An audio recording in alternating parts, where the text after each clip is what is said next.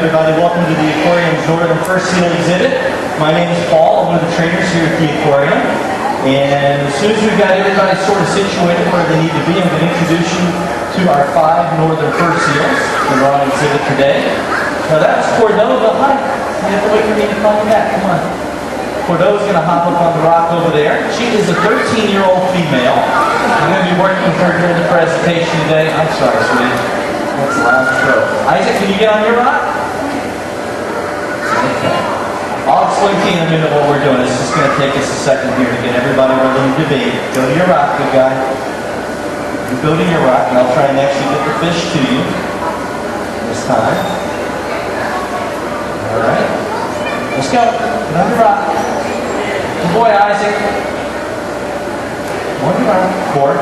Go. Good boy, Isaac. Hop up there. Good job. Okay. Obviously, I'm going to try to have the Red Sox anytime soon. That's all right. You guys do what you're doing. I just can't throw very well. Come on over here, Isaac.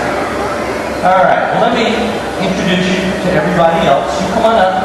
You come on up for it. All right. Okay. Let's start down on the far end over there.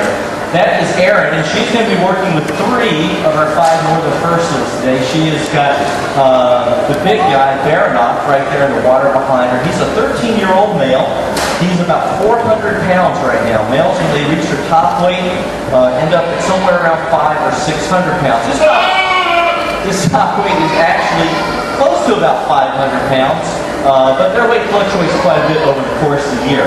On the rock to her right is JD. JD is 20 years old. And then on her left is Ursula. And Ursula is 12. And she's giving me a little good afternoon there. Now you can say hi. Say hi. There you go. Pretty amazing voice out of that little body there. All right, well, as you might have guessed from their ages, the 3 smaller animals in here are not juvenile fur seals. They are fully grown females. Females rarely, if ever, get much over 100 pounds. So it's a pretty extreme size difference between the 2. Now, the first thing I want to mention, though, is that we actually have 7 fur seals. 2 of them are the 2 newest fur seals, Cass and Roxy. One in the water, I know you're going to hop in. Are actually in our holding area. They came to us about 2 months ago from the New York Aquarium. They're actually our 2 oldest seals. They're 22 and 21 years of age. And with 3 trainers today and 7 animals, what we're doing is we're actually kind of divvying up the training sessions. What we're doing is we have them back in what we call our holding area, which is behind the door you can see here. And that way they get a little special extra attention. A little later on, we'll put some of the other seals back there during the session, and they'll have their own special session as well. But in any event, we've got 7 Northern Fur Seals. Now, there are only 13 of these animals on exhibit in the United States. So we're very proud of the fact that we have 7 of them, and we're very happy to be able to show them off to you a little bit today. First thing we'll talk about is why they're called Northern Fur Seals. These guys come from the North Pacific, more specifically the Bering Sea, actually where they film The Deadliest Catch. So as you probably are already aware, if you watch that program, they live in extremely cold water. They're pretty uniquely suited for living in it, though, because of the second part of the name, which is fur. These guys have the second thickest fur of any animal, not just any marine animal, but any animal in general. Within the space of about a square inch, they have 300,000 hairs. Now that hair traps air, and that layer of hair is what keeps water from getting down next to their skin. Most marine mammals depend on a nice layer of blubber, but that would be an example. Our harbor seals out in the front exhibit, that's what they do. They depend on their blubber, but not these guys. Now, because they depend on their fur to stay warm, they have to groom it. They have to keep it in good shape. And the only other animals, marine mammals rather, that do this are sea otters. And they're the only animals that have more fur than a fur seal. Come on back here. Come on, let's go. We're going to let Cordova, show you what that looks like. Can we do a little grooming for everybody? Now, a lot of people, when they see that, good. Looks like they're scratching, but they're actually working their fur. Now, they do get itches, and they'll scratch, and most often, they'll do that with their hind flippers. Now, you can't really see closely at this point. Hang out and watch these guys when they're swimming around. You'll notice that they have three nails or claws on their back flippers. And if she wants to scratch, what she does is she lifts those hind flippers up, those little tips kind of droop down, and then it can actually scratch themselves with those claws. And they'll use that for grooming as well. Now, let's talk a little bit about the fact that they look so much. Hi, you gonna come back for a little while? Come on up here. Come on up. We'll talk about the fact that they look so much like sea lions. That's something that people remark about quite a bit. They're very closely related. Seals, sea lions, and walruses are all members of the same suborder of marine mammals known as pinnipeds, and that word means winged or feather-footed. So when you look at these big front flippers, and you watch the way that she swims in the water, come on, swim, hop in. Good. Watch her when she swims back over to the rock. And you'll notice that she pulls herself along with her front flippers, and when she comes back to the deck, you'll see that she kind of hauls herself out with those front flippers as well.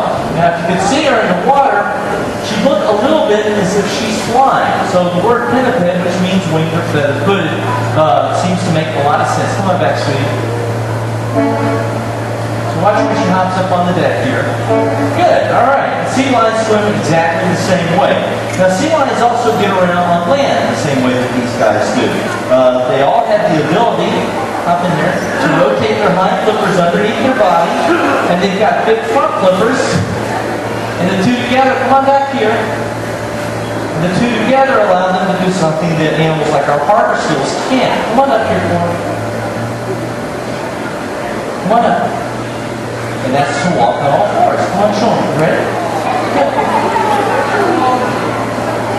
Good. All right. Nice job. Now, animals like the harbor seals that we have out front, they have much smaller front flippers, and their hind flippers stay extended behind their bodies. So when they're on land, they have to kind of slug around on their bellies. Now, you might notice the bear is just kind of drifting around. I'm going to address that. Might as well do it right now. Bear and Isaac, the other male, is just kind of swimming around right now. All these guys actually are at the very beginning or at some process in of their annual molt. They're all kind of losing their old hair, growing their new hair. Now, when this happens, their interest may not lie in what we want to do. They may just kind of want to swim around and hang out, and there's nothing wrong with that. We just try to make things as positive as we can. If Isaac wants to come back at some point and hang out with us, that's okay. But Bear is just pretty much feels like he's kind of swimming around doing his own thing. And again, there's nothing wrong with that, but that'll just give you a little clue to why, Cordova, come please, why they're just kind of doing what it is that they want to do at the moment. All right, so let's show them what a harbor seal does. Can you do that? And just kind of slowing around. Good, on their bellies, just like that. So that's a lot different from a sea lion. Now, a lot of people ask, how do we train these guys? Well, we train them pretty much the same way that you and I learn, which is in small steps. But you and I know that you can't learn in small steps until you know the basics. For us, that means learning to count or learning the alphabet. For these guys, it's learning to target, which is this behavior right there. Now, Cordova knows that she should keep her nose on like this until I say good. And that lets you know that that's what I wanted, and she knows that that's what she's going to get reinforced or rewarded with fish for. Now, the word good is really important because that's what allows us to shape behavior. If we wanted Cordova, for example, to jump out of the water, we can't throw a fish at her in midair and expect her to catch it or understand why we're throwing it at her. But if we say the word good at the height of that jump, then she knows that when she comes back to me, that's what she's going to get reinforced for. Now, most of the time, when we're training something, we want to break a basic behavior down into small steps, and then we'll kind of reward them for doing those steps correctly and putting it all together. Now, we spend a lot of time training what are called husbandry behaviors. And the husbandry behavior is really any behavior that we use to take better care of them. Now, one very simple husbandry behavior is just lying down on the deck.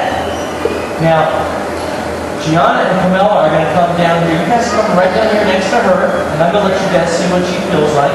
They're my volunteers today. And go ahead, you can touch her. Now, this is an opportunity for somebody to see what she feels like, but this is also important because with 7 animals, they do get into little tips and scrapes just like we do, and we need to be able to come in every day and touch them and make sure that they're in good shape. Now, if you guys want, if you touch her flipper, you can see that feels a little bit different. And in fact, there's no hair on it, right? Yeah, now the rear flippers, that's actually where we take a blood sample because there isn't any hair and because if you spread those flippers, there's a lot of webbing. And that's where most of the blood vessels are closest to the surface. That's a good job. You guys step back for me, okay? Good. Nice job. Now, we do other types of training though. One of those is something called mimicry. Now, mimicry is pretty much what it sounds like. It's just like a little game of copycat. We actually do something and these guys can sort of offer us their interpretation of what it is that we're doing. And we're going to let you guys play a little game of copycat before those, okay? So what I'm going to do is I'm going to turn her so she's facing towards you guys. I'm going to count to 3, and what I want you guys to do is to spin around in a circle for me, okay? Are you ready? 1, 2, 3. Spin around. Good. All right. Nice job. Now this time, I'm going to count to 3, and I want you to put your hands out in front of you, and I want to shake your hands and shake your body too, okay? We'll shake the whole thing. Ready? Ready for it? Ready? 1, 2, 3. Good.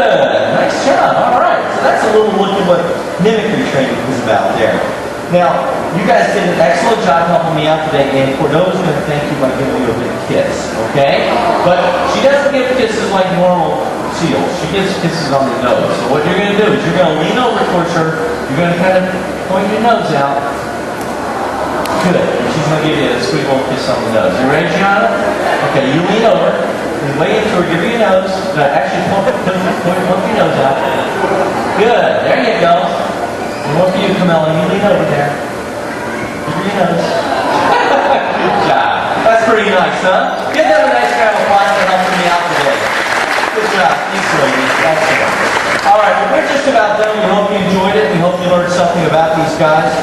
We're going to be out here for a little while. If you have any questions about these guys, please flag one of the trainers down. We would love to talk to you. Otherwise, we hope you enjoy the rest of your day here at the aquarium and have a nice weekend as well. Can you give everybody a big goodbye kiss? There you go. Thanks a lot, everybody. Bye-bye.